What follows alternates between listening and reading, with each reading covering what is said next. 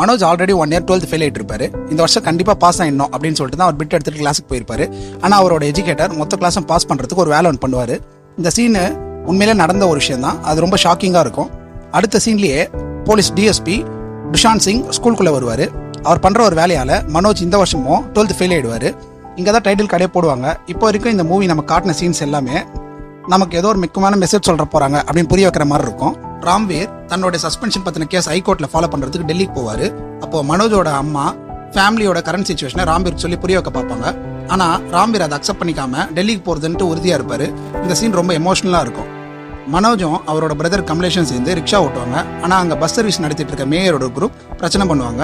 இந்த பிரச்சனையில கமலேஷ் மேயரோட ஆள்ல ஒருத்தரை செருப்பால் அடிச்சிருவாரு.